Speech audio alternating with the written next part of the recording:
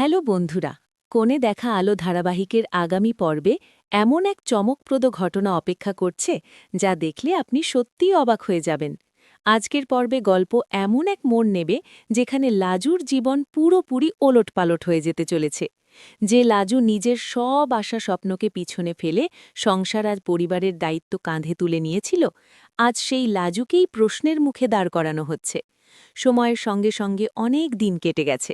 এখন লাজু একসঙ্গে সংসার, পড়াশোনা আর নতুন দায়িত্ব সামলাতে গিয়ে ক্লান্ত। সকাল থেকে রাত, কখনো ঘরের কাজ, কখনো পড়াশোনা, থামার কোনো সুযোগ নেই। একদিন দুপুরবেলা যখন বাড়ির সবাই নিজেদের কাজে ব্যস্ত, তখন লাজু রান্নাঘরে সবজি কাটছিল। হঠাৎ করেই তার মাথা ঘুরতে শুরু করে, চোখের সামনে অন্ধকার নেমে আসে। কিছু বলার আগেই সে আর নিজেকে সামলাতে পারে না, মাটিতে লুটিয়ে পড়ে।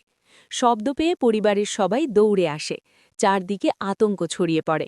লাজু তখন সম্পূর্ণ অচেতন। সঙ্গে সঙ্গে ডাক্তার ডাকা হয়। কিছুক্ষণের মধ্যেই ডাক্তার এসে পরীক্ষা শুরু করেন। ঘরের ভেতর চাপা নীরবতা।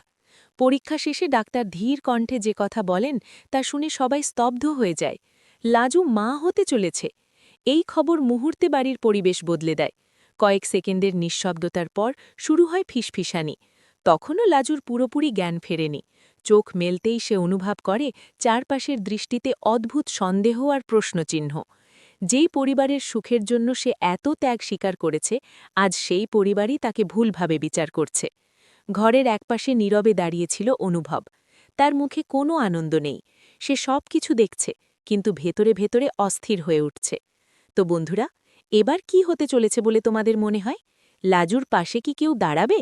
নিজের মতামত অবশ্যই কমেন্টে জানাও। আর সিরিয়ালের সব আপডেট সবার আগে পেতে এখনই চ্যানেলটি সাবস্ক্রাইব করে রাখো।